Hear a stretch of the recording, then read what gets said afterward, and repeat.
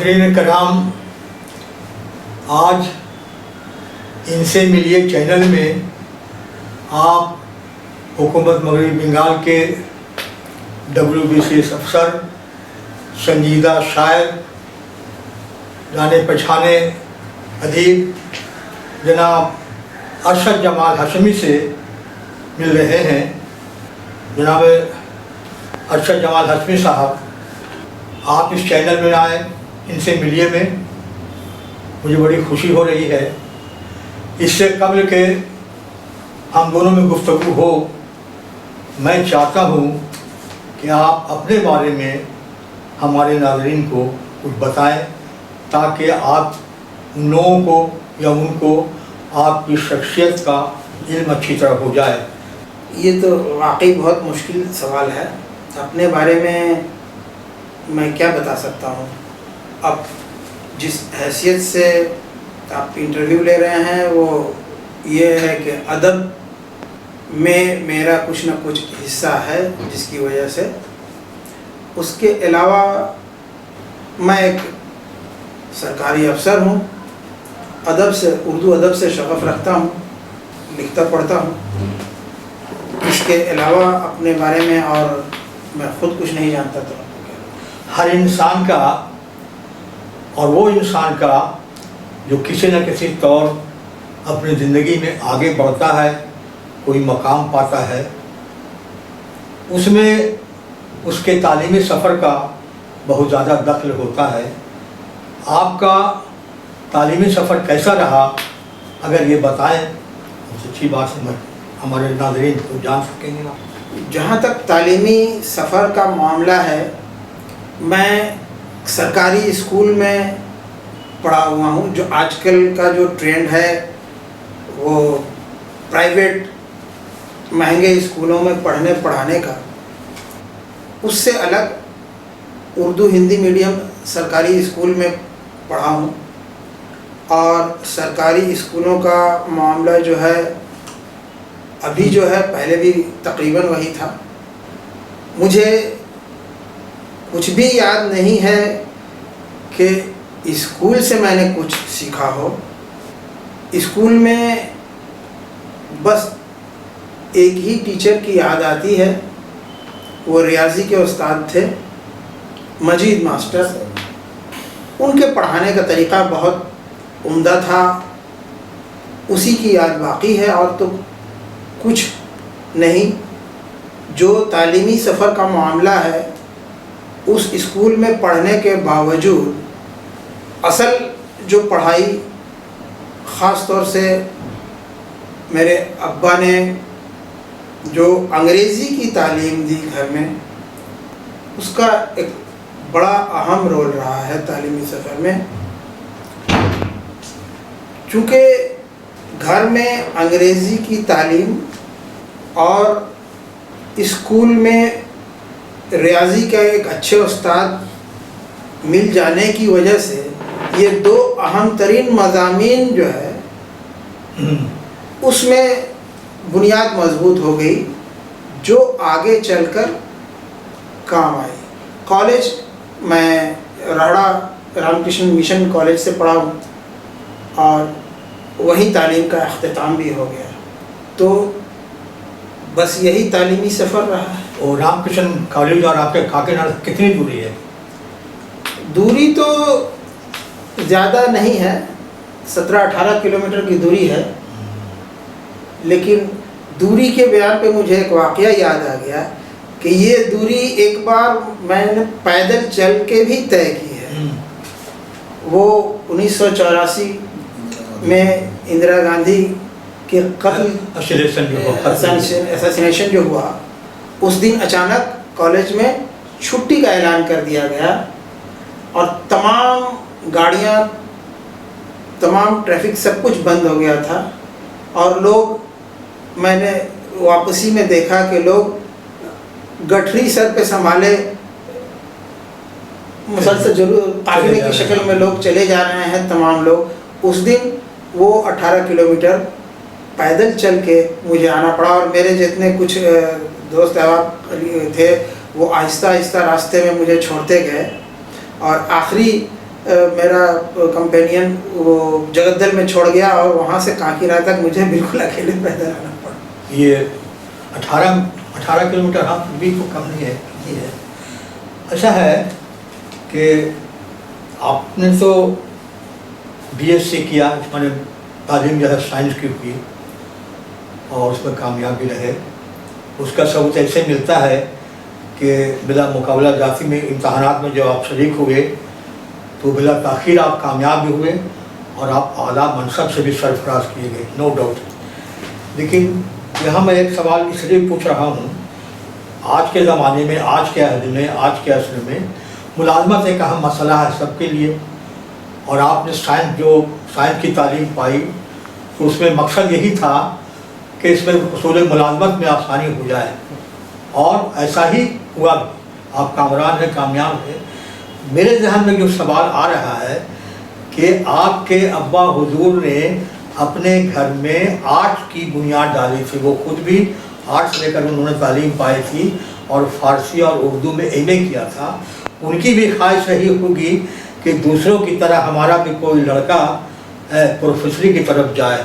آپ اس جانب میں آپ نے توجہ نہیں کی, اس کی کوئی خاص وجہ ہے.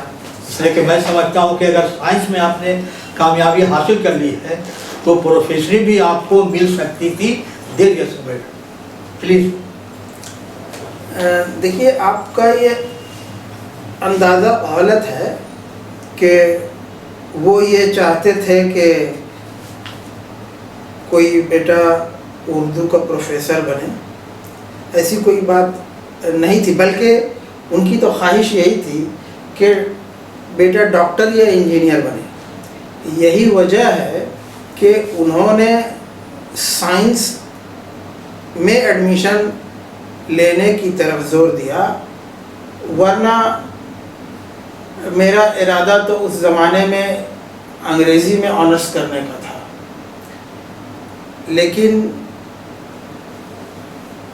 دیکھیے, جو میں نے پہلے بتایا کہ تعلیمی سفر کا معاملہ, اور میں نے اسکول کے بارے میں بھی آپ کو بتایا, مجھے اسکول فائنل تک تو ریاضی کے ایک اچھے استاد مل گئے اور انگریزی کی تعلیم گھر پر ہوئی. اس کی وجہ سے اسکول فائنل تو اچھا ہوا, لیکن اس کے بعد ہائر سیکنڈری کا جو معاملہ آیا, ہائر سیکنڈری میں سائنس دلوانے کا بھی مقصد ابا کا یہی تھا کہ ڈاکٹر یا انجینئر بنے. اور اس سائنس میں لیکن سائنس کا ایک بھی استاد ایسا نہیں ملا اسکول میں کہ میں تعلیم اچھی طرح سے حاصل کر سکوں. ایسا کہ یہاں تک کہ آس پاس میں ٹیوشن کا بھی معاملہ ایسا تھا کہ کوئی اچھا ٹیچر ملا نہیں. اس وجہ سے ہائر سیکنڈری میں رزلٹ اچھا نہیں ہوا. اس کے بعد سے چونکہ رجحان بھی میرا ادب کی طرف تھا تو میں انگریزی میں آنرس لینا چاہتا تھا, لیکن ابا کا اصرار یہی تھا کہ نہیں سائنس ہی پڑھنا ہے. اس وجہ سے سائنس میں اس کے معنی ایڈمیشن میں یہ سمجھ رہا تھا کہ چونکہ خواہش تو ہو گئی میرا بیٹا کوئی پروفیسر ہو جائے. بہرحال یہ بات صاف ہو گئی کہ میں نے ابا کی وجہ سے آپ کے ذہن میں یہ بات تھی کہ ادب کو پڑھو, آرٹ پڑھو, آرٹ. دیکھیے, وہ ابا شروع سے آئیڈیل رہے ہیں اور وہ ٹیچر رہے ہیں, تو اس لیے شروع سے ہی ٹیچر بننے کی ایک خواہش تھی اور ادب سے بھی شروع سے لگاؤ تھا. وہ جو ابا کی الماری تھی اس میں ادبی کتابیں اور ادبی میگزین بھرے ہوئے رہتے تھے, تو بچپن سے ان کو فرصت کے اوقات میں پڑھنے کی عادت تھی. میری بات جو ہے وہاں کے مل گئی کہ وہ پروفیسری اب ٹیچر کی بات جو آ گئی نا. بہرحال میں آپ کو اور گفتگو ضرور کر رہا ہوں. دیکھیے, آپ تو شاعری کر رہے ہیں, میرے خیال سے شاعری کی عمر آپ کی کم سے کم 25-30 برس ہو گئی ہوگی. 40 سال. تو انہیں کمال سے پہلے سے آپ شاعری کر رہے ہیں. ہاں, میں 40 سال باقاعدگی سے, بلکہ شروعات اس سے 40 سال ہو گئی شاعری کی. اور میں نے سنا ہے اور خبر بھی ہے کہ آپ عروضی ہیں. عروضی ہے, عروض جانتے ہیں.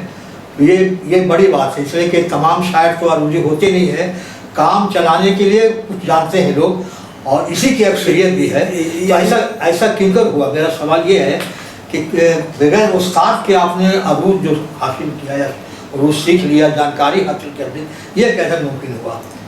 اس کی کہانی تو بڑی دلچسپ ہے اور لمبی بھی ہے، لیکن بہرحال آپ نے جو کہا کہ کام چلانے کے لیے، میں بھی مشورہ یہ دوں گا کہ کام چلانے کے لیے جتنا جانتے ہیں شاعر کو اتنا ہی جاننا چاہیے، اس سے زیادہ جاننے سے عروج ایک طرح سے ریاضی جیسا علم ہے، اور وہ آدمی ریاضی میں الجھ کے رہ جاتا ہے، پھر شاعری نہیں رہ جاتی، اس لیے کام چلانے بھر ہی رہنا بہتر ہے۔ لیکن وہ اپنی دلچسپی کی بات یہ ہے کہ جب میں الماری میں، کہا نا کہ ابا کی الماری میں ادبی کتابیں اور ادبی رسائل جب بھرے ہوئے تھے، تو فرصت کے اوقات میں بس پڑھنے، بچپن سے پڑھنے کی عادت بہت رہی، تو وہ نکال کے وہ کتابیں یا وہ رسائلیں پڑھتے تھے۔ ابا کے رسائل کتاب الماری میں وہ شبخون، شاعر، آہنگ، سہیل کتاب، شاخسار، اس طرح کے رسائل کے بہت سارے شمارے اس میں موجود تھے۔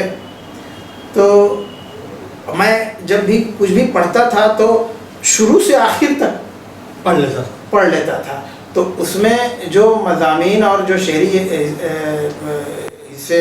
حصہ، نثری حصہ سب پڑھتا ہی تھا، مکتوبات کا کالم بھی پڑھتا تھا، اور مکتوبات میں اس طرح کے تبصرے دیکھنے کو ملتے تھے کہ فلاں شعر وزن میں نہیں ہے یا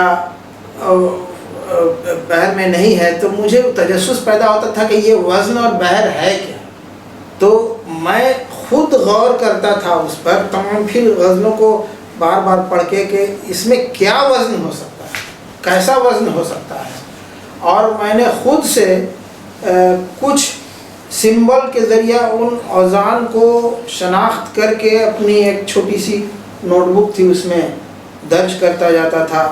سبب کے لیے ایک سیدھی لکیر، وطن کے لیے ایک ٹیڑھی لکیر، اس طرح سے۔ لیکن اس زمانے میں سبب کیا ہے، وطن کیا ہے، مجھے نہیں، تین حرفی، دو حرفی کے لیے ایک سیدھی لکیر اور تین حرفی کے لیے ٹیڑھی لکیر، اس طرح سے بنا کے کچھ سمبلس، اور اس طرح سے میں نے تقریباً 8-10 اوزان دریافت کیے تھے، اور بعد میں جب بھی کوئی بھی غزل پڑھتا تھا یا نظم پڑھتا تھا تو انہی اوزان میں فٹ کرنے کی کوشش کرتا اور دیکھتا تھا، مجھے خوشی ہوتی تھی کہ میں نے جو اوزان دریافت کیے ہیں تقریباً 90% منظومات اس وزن میں فٹ بیٹھ رہے ہیں، لیکن وہ اوزان کیا ہیں، ان کا نام کیا ہے، مجھے علم نہیں تھا۔ یہ اس زمانے کی بات ہے جب میں 9-10 میں رہا۔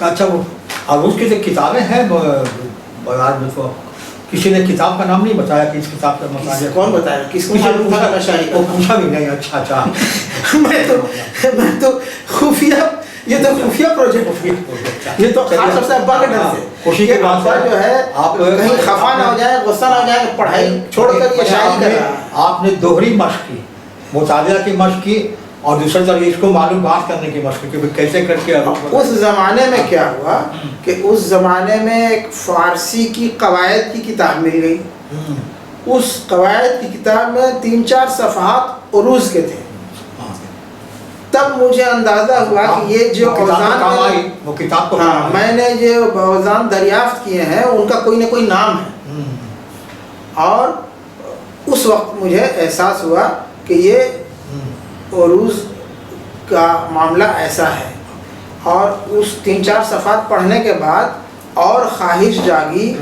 تو اسی زمانے میں کلاس 10 میں ہی رہا تھا، تو میں نے شمس الرحمن فاروقی کی کتاب درس بلاغت منگوائی، اور اس درس بلاغت کی مدد سے میں نے عروج بہت کچھ عروضی معلومات وہاں سے، صرف عروضی نہیں، علم قافیہ اور فصاحت بلاغت۔ میں یہ کہوں گا کہ بغیر استاد کے آپ نے جو عروج کی معلومات کی، اس میں آپ کی محنت زیادہ، اور کچھ سہارا ملا آپ کو کچھ اشارے کنائے والے کتابوں سے، یہی ہے۔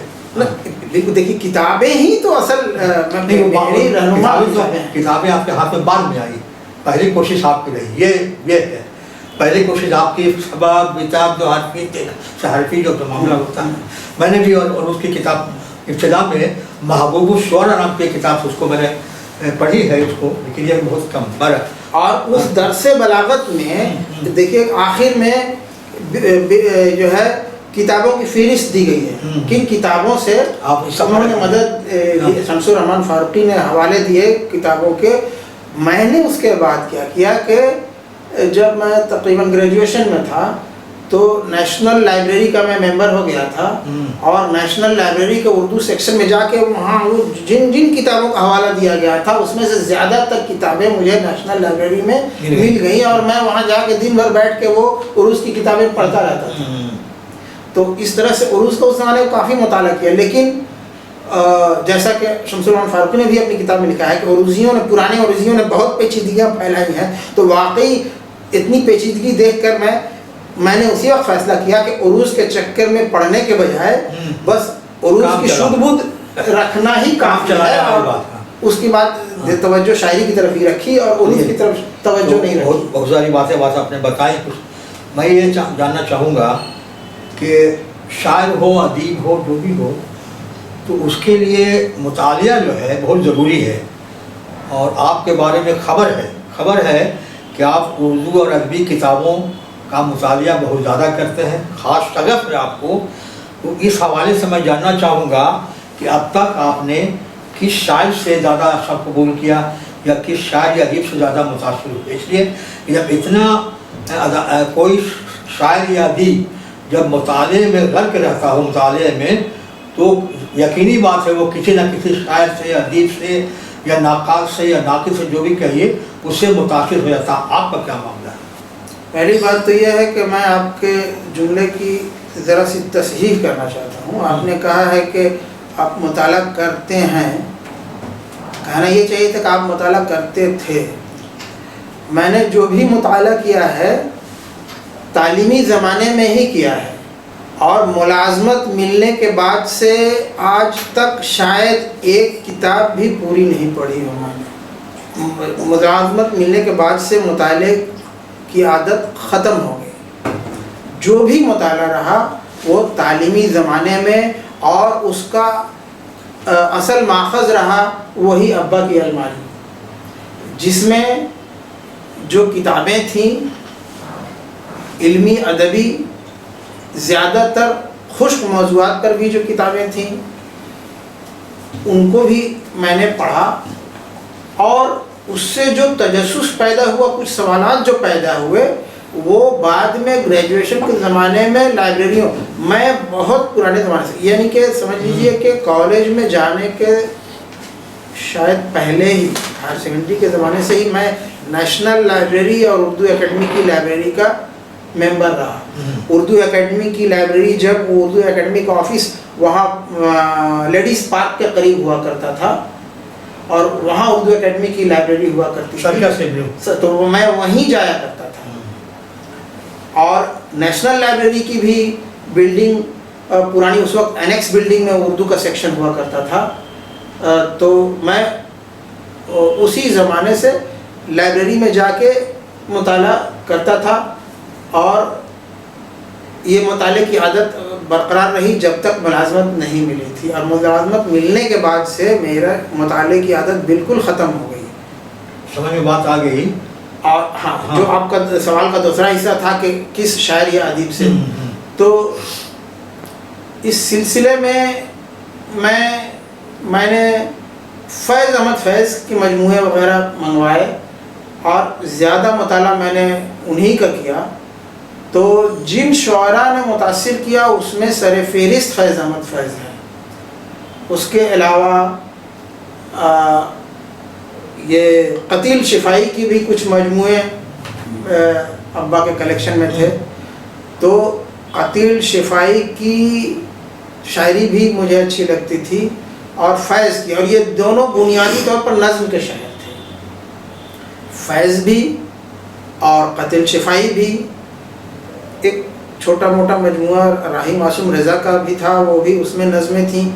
تو یہ ان لوگوں کی شاعری نے مجھے اس زمانے میں زیادہ متاثر کیا، اور خاص طور سے ان کی نظموں نے، اور اسی لیے میں اپنی شاعری کے ابتدائی زمانے میں نے نظمیں زیادہ کہیں۔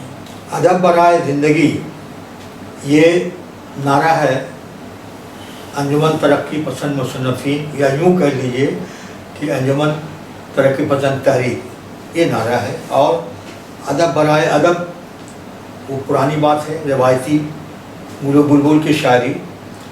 تو اہمیت تو دونوں کی تسلیم کی جاتی ہے اور کرنی بھی چاہیے، دونوں قابل تسلیم ہے. ان دونوں میں سے زیادہ کس سے آپ متاثر ہیں، کون سی شاعری سے؟ دیکھیے شعوری طور پر تو میں دونوں کی اہمیت کا قائل ہوں اور برابر ہی، لیکن لاشعوری طور پر میرا جھکاؤ ادب برائے زندگی کی طرف ہی رہا ہے، کیونکہ میری شاعری کا غالب عنصر اسلوب سے زیادہ میرا جھکاؤ فکر کی طرف ہے.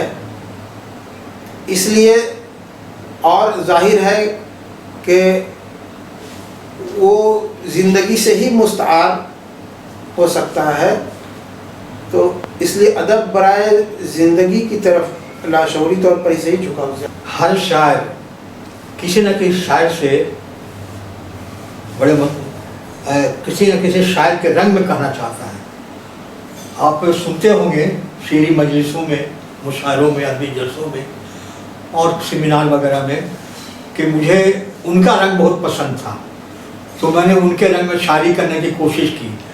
کوئی کہتا کہ بہت کامیاب رہا، کوئی کہتا کامیاب نہیں بھی ہوا، کوئی کہتا کہ میں نے ان کے رنگ میں کی لیکن میں نے اپنا رنگ اپنا لیا. تو اس سلسلے میں آپ اپنی شاعری کو کس کے رنگ میں دیکھنا چاہیں گے؟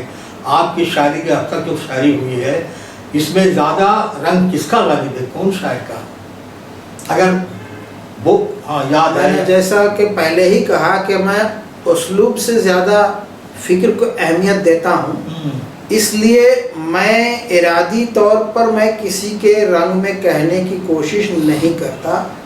جو کچھ میں بیان کرنا چاہتا ہوں، اپنی جو بات رکھنا چاہتا ہوں، اس کو شعری لوازمات کے ساتھ اپنی بات رکھوں، یہی کوشش رہتی ہے. لیکن یہ تو شعوری کوشش کی بات ہوئی. لاشعوری طور پر میں نے جیسا کہ پہلے ہی کہا کہ فیض سے میں کافی متاثر رہا، خاص طور سے ابتدائی زمانے میں. تو میرے ابتدائی زمانے کی شاعری میں فیض کا رنگ شاید آپ کو نظر آئے، اور بعد کے زمانے میں مجھے عرفان صدیقی کی شاعری پسند ہے اور اس رنگ کی شاعری کرنے کی خواہش بھی ہے، لیکن میری بساط سے باہر ہے. کیا بتایا آپ نے؟ عرفان صدیقی. عرفان صدیقی. میں کوشش بہت زیادہ نہیں کرتا، یا یوں کہیے کہ اس کوشش میں اپنے آپ کو کامیاب نہیں پاتا کہ اس رنگ میں شاعری کر سکوں. تو لہٰذا میری بنیادی کوشش یہی رہتی ہے کہ جو خیال یا جو فکر ذہن میں آتا ہے اس کو شعری لوازمات کے ساتھ پیش کروں، اور رنگ کا فیصلہ دوسرے کو چھوڑ دوں. فیصلہ دوسرے کو. ہاں بہت اچھا. دیکھیے ہر شاعر کا الگ الگ انداز ہوتا ہے غزل کہنے کا، شعر کہنے کا. کئی شاعروں سے میں نے سنا، بہت سے ہمارے جو ہم عصر شاعر ہیں، ہم سے کچھ چھوٹے کچھ بڑے، ان میں سے کئی شاعروں کے بارے میں نے علم میں ہوا، انہوں نے بتایا بھی کہ بھائی میں جب ترہی غزل کے لیے کوئی مصرع مجھے دیا جاتا ہے تو میں سب سے پہلے قافیہ کو ڈھونڈ لیتا ہوں، 9 10 11 قافیہ جو ہے انتخاب کر لیتا ہوں، اور پھر اسی میں مجھے بیٹھنا پڑتا ہے، اور میں اسی میں بیٹھا دیتا ہوں، خیال کو اسی میں شامل کر لیتا ہوں، تو وہ میرا شعر ہو جاتا ہے. کوئی شاعر کہ نہیں میں اس پر نہیں کرتا ہوں، بس مصرع ہے گنگنا رہا ہو جاتا ہے. خود میرا بھی یہی حال ہے کہ میں نے کبھی قافیہ کا انتخاب پہلے ہی نہیں کیا، بس یہ سوچ رہا ہوں کہ بھائی غزل کہنی ہے، مصرع ملا ہے، یہ طرح ملی ہے، تو اس میں جو بھی قافیہ آ جائے. تو آپ کا انداز شعر کیا، شعر گوئی کیا ہے؟ میں نے انداز شعر گوئی کہا، کیا طریقہ آپ کا ہے؟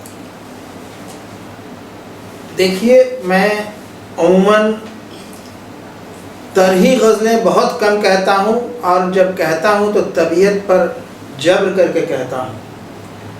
اس لیے دی گئی زمین یا دیے گئے قوافی پر میں عموماً شعر نہیں کہتا، اور میرا طریقہ یہ ہے، اور اسی وجہ سے میری شاعری کا مقدار بھی بہت کم ہے، کہ جب کبھی کوئی خیال یا آتا ہے، اور مزاج، یہ ایک موڈ کی بات ہے. جب شاعری کا موڈ بنتا ہے طبیعت تھوڑی ترنگ میں آتی ہے اور کوئی خیال جو ہو سکتا ہے کہ لاشعور میں پہلے سے پل رہا ہو شعور میں اچانک لپک کر آ جاتا ہے اور وہ شعری پیکر میں ڈھل جاتا ہے، تو شعور اور لاشعور کی ایک مشترکہ یہ عمل کے ذریعہ کوئی شعر ذہن میں آ جاتا ہے اور اس موڈ میں اس کے ساتھ اور 2-3 اشعار آ جاتے ہیں اور پھر یہ ہے کہ پکار لگ جاتی ہے کہ ناشتہ کرنا ہے، یا پھر وہ آفس کے پاس گاڑی پہنچ جاتی ہے، یا پھر ٹرین رک جاتی ہے اور معاملہ وہیں ختم ہو جاتا ہے۔ اور اس کے بعد پھر کبھی کوشش یہ ہوتی ہے کہ اس غزل کو مکمل کروں، تب میں سوچتا ہوں کہ اور کیا کیا قوافی لاؤں۔ اچھا وہ تو بات جب آمد کا یہ دورہ ہوتا ہے تو اس وقت خیال کے ساتھ قوافی اپنے خیال کے ساتھ یا خیال اپنے قافیے کے ساتھ آ جاتے ہیں، ضرورتاً کہہ لیجیے۔ اور بعد میں غزل مکمل کرنے کے لیے جو بھی قوافی ذہن میں آتے ہیں، اور اگر ساتھ ہی ساتھ کوئی خیال ذہن میں آئے تو وہ قوافی رک جاتے ہیں، اور خیال ذہن میں نہیں آئے تو وہ قوافی ریجیکٹ ہو جاتے ہیں۔ میں کاغذ پر یا کہیں بھی قوافی کو لسٹ بنا کر کبھی نہیں کہتا، وہ قوافی ذہن میں آتے ہیں اور اس کے ساتھ خیال چمک اٹھتا ہے تو پھر اس کو نظم کرنے کی کوشش کرتا ہوں۔ اگر قافیہ کے ساتھ ساتھ کوئی خیال نہیں آیا تو پھر وہ قافیہ ایک زمانہ وہ بھی تھا آج سے 100 سال پہلے 150 سال پہلے کہ رباعی کہنے والے صرف استاد ہوا کرتے تھے، اور یہ بات ایک عرصہ تک ایک زمانے تک چلتی رہی کہ بھائی رباعی نو مشقوں کا کام نہیں ہے، کم آموزوں کا کام نہیں ہے، یہ استادوں کا کام ہے، اس لیے کہ اس رباعی میں جو پہلے شرط رکھی جاتی تھی کہ فکری اساس اتنی مضبوط ہو کہ دوسرا اس کا چربہ نہیں کر سکے۔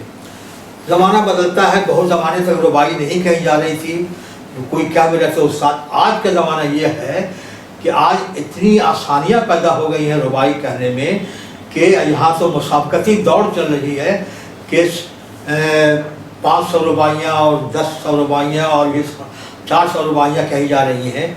تو کیا آپ نے رباعی کبھی کہی ہے؟ دیکھیے، رباعی کا معاملہ یہ ہے، پتہ نہیں مشکل صنف کسی زمانے میں رہی ہوگی، اس زمانے میں رہی ہوگی جس زمانے میں غزل کا بھی کوئی شعر سن کے اساتذہ کہتے تھے کہ یہ غزل کا شعر نہیں ہے یا یہ مضمون غزل کا نہیں، وہ زمانہ الگ تھا۔ اب کوئی مضمون ایسا نہیں ہے جو غزل کا مضمون نہیں ہے، بلکہ اب تو یوں کہیے کہ کوئی لفظ بھی ایسا نہیں ہے جسے غیر غزلیہ اب قرار دیا جا سکے۔ یہ جدیدیت کی تحریک کے بعد جو رجحانات اردو ادب میں آئے ہیں، اب ہر شعر، ہر مضمون، ہر لفظ کو غزل میں برتا جاتا ہے۔ تو جب غزل کا معاملہ یہ ہے کہ اس میں مضامین یا لفظوں کی اب تخصیص باقی نہیں رہ گئی، تو وہی معاملہ رباعی کے ساتھ بھی ہے۔ رباعی میں بھی اب مضامین اور کی تخصیص نہیں رہ گئی ہے، تو ایسی صورت میں غزل اور رباعی یا دوسری اصناف سے رباعی کا فرق صرف اس کی حیت کی وجہ سے، اس کے وزن کی وجہ سے یہ فرق باقی ہے۔ اب وزن کا بھی جو معاملہ ہے اس میں چونکہ اس کے مخصوص اوزان ہیں اور ان کے استخراج کا طریقہ بھی الگ ہے، تو اس لیے یہ کہہ سکتے ہیں کہ عروض جانے بغیر رباعی نہیں کہی جا سکتی ہے، تو شاید اس کو اس زاویے سے مشکل قرار دیا جا سکے۔ لیکن ابھی جو رباعی کی سب سے مترنم اور سب سے مقبول بحر ہے وہ لا حول ولا قوت الا باللہ کے وزن پہ، اور جو بھی رباعیات کہی جا رہی ہیں اس میں سے 80% تو اسی وزن پہ ہیں ہی، تو وہ وزن کوئی مشکل وزن ہے نہیں، وہ رواں وزن ہے۔ غزل کے ہی ایک بحر سے ایک رکن یا نصف رکن کم کر دینے سے رباعی کی وہ بحر مل جاتی ہے۔ تو جب عروضی معاملہ بھی مشکل نہیں رہا، مضمون، مضامین اور موضوعات کی بھی قید نہیں رہی، تو रुबाई को मुश्किल सिर्फ कहने आपने रुबाई की कही कोई- है? रुबाई मैंने नहीं कही, क्योंकि मुझे रुबाई की ज़रूरत ही महसूस नहीं हुई, सच कहिए तो। हाँ। अपने ठीक है। ख्यालात के इजहार के ठीक है, लिए हर शायर हर कुछ शायर करता लेकिन नहीं है। वो कहे कि शायर अगर है तो जायका बदलने के लिए कुछ कह ही लेता है। तो मैंने 4-6 रुबाइयाँ कह रखी थी। इस बीच में तकरीबन 12-14 साल पहले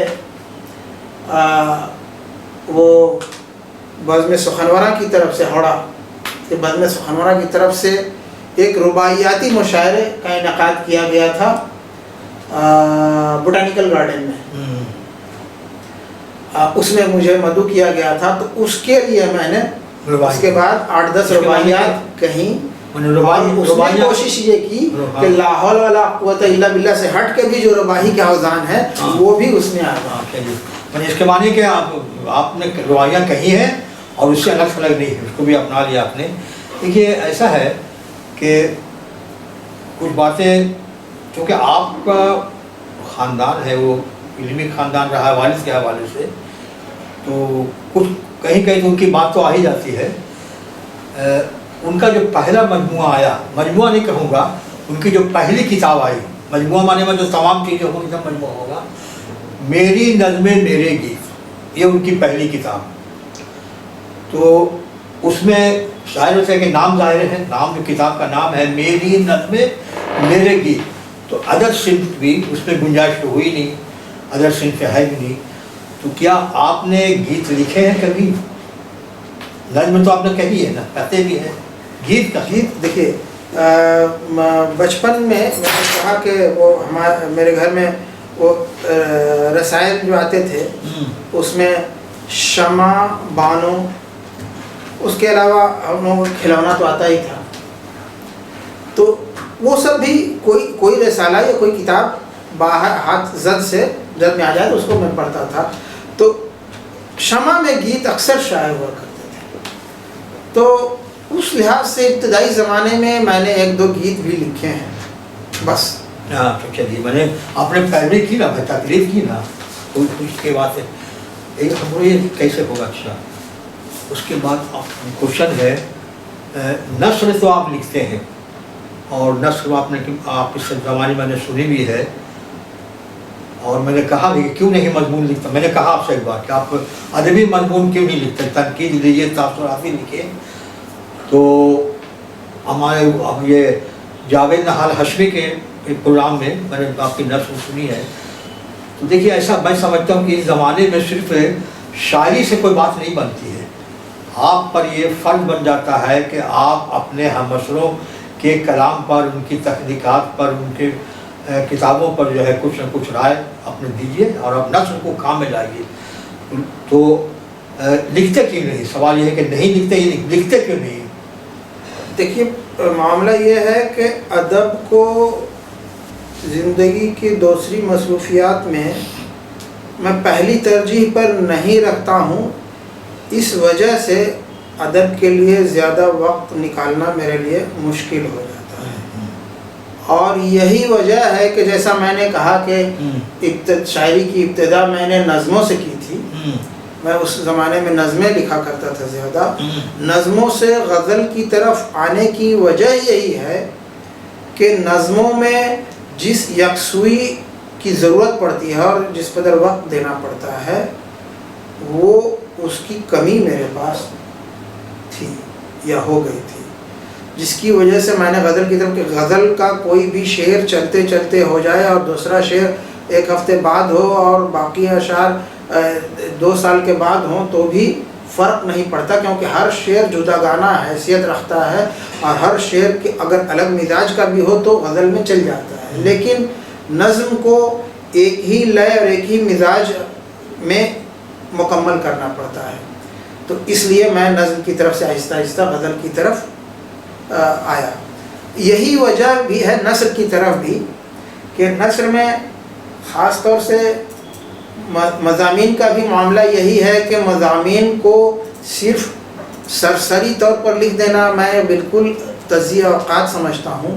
اگر کسی موضوع کو اٹھاؤں تو اس موضوع کے ساتھ انصاف کرنا پڑے گا, اور انصاف کرنے کے لیے تھوڑا مطالعہ کرنا پڑے گا. جیسا میں نے کہا کہ ملازمت میں آنے کے بعد مطالعے کی عادت وقت کی کمی کی وجہ سے کہیے یا مزاج میں تبدیلی کی وجہ سے مطالعے کی عادت ختم ہو گئی ہے تقریباً. تو جب مطالعہ نہیں کروں گا تو میں مضمون کے ساتھ انصاف نہیں کر پاؤں گا. اس وجہ سے مضمون لکھنے کا بہت کچھ ارادہ دل میں باندھا, لیکن کبھی بھی پایہ تکمیل تک نہیں پہنچا سکا.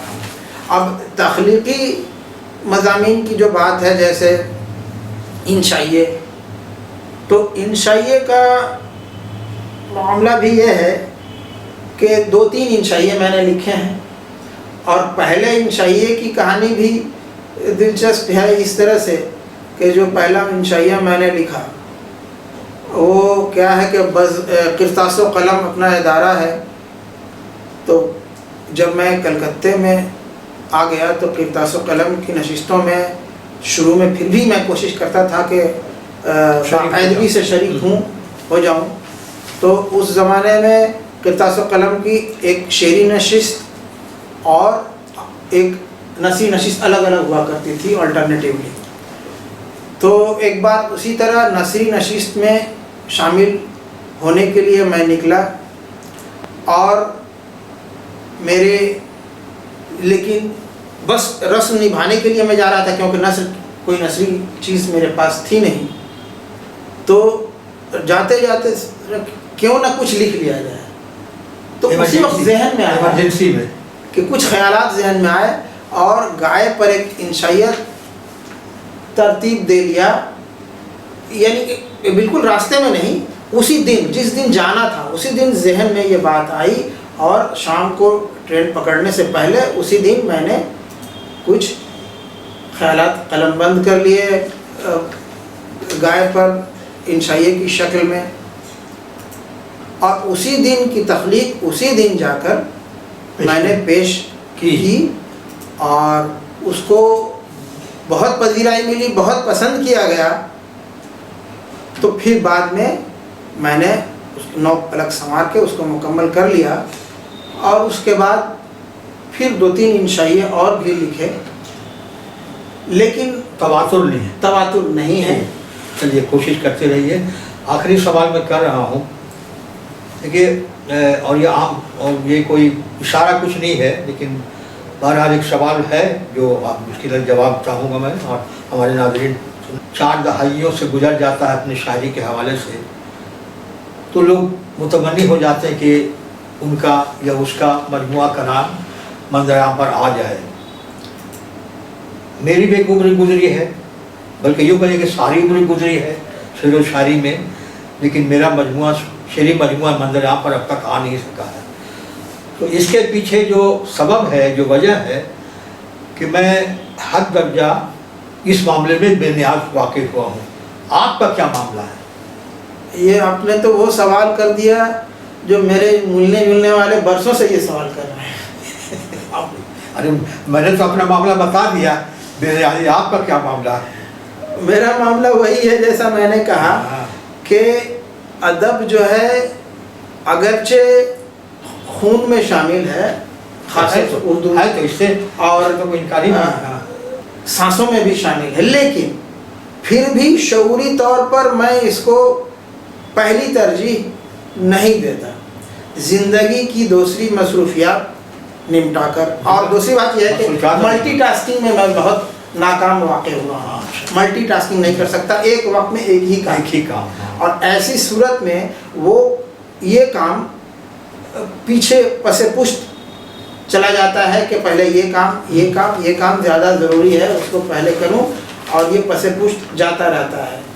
اور دوسری بات, دوسرے عوامل بھی ہیں کہ وہ ادب کا جو ماحول ہے, جو ادب میں خاص طور سے اردو ادب میں جو سیاست اور جو منہ دیکھا دیکھی چلتی ہے, اس کی وجہ سے بھی جوش خروش سرد پڑ جاتا ہے.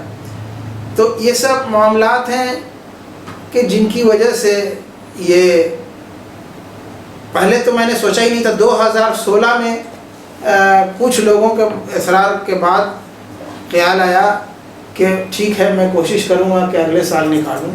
تو 16 کے بعد 17 ہوا، پھر 18، پھر 19، پھر 20، 21، 22، 23. دیکھتا ہوں کہ کب. اچھا ارشد جمال ہاشمی صاحب، آپ ہمارے چینل ان سے ملیے میں تشریف لائے، وقت نکالا، زحمت کی، اور ہمارے سوالوں کا جواب سنجیدگی کے ساتھ، نہایت غور و فکر کے ساتھ، نئے پہلو کے ساتھ آپ نے جواب دیا.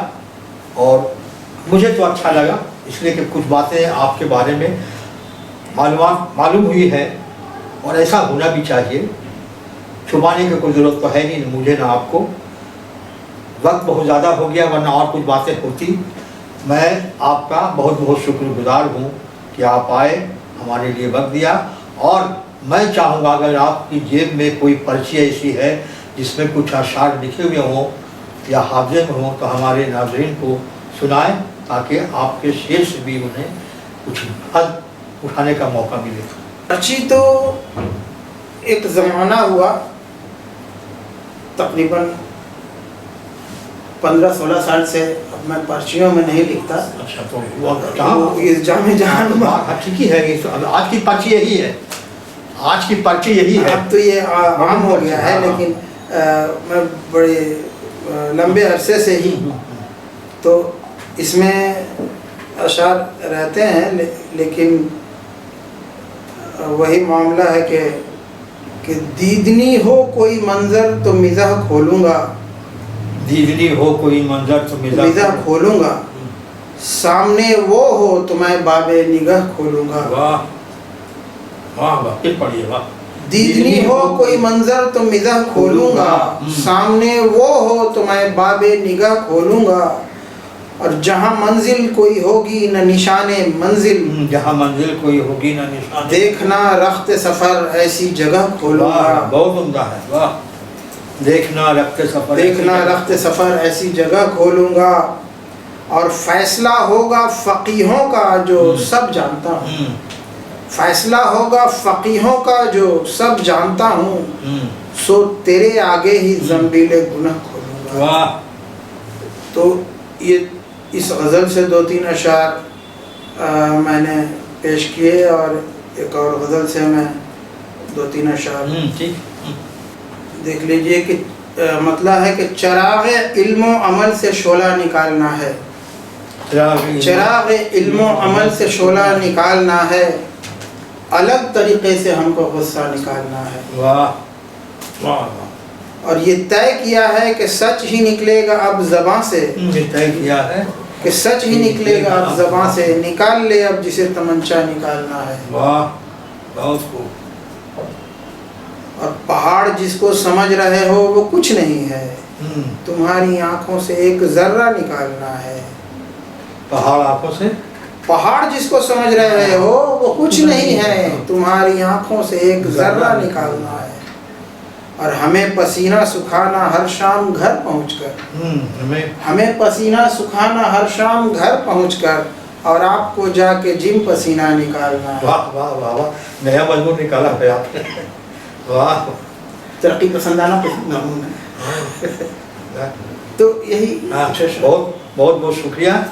پھر ملیں گے اگر خدا لایا.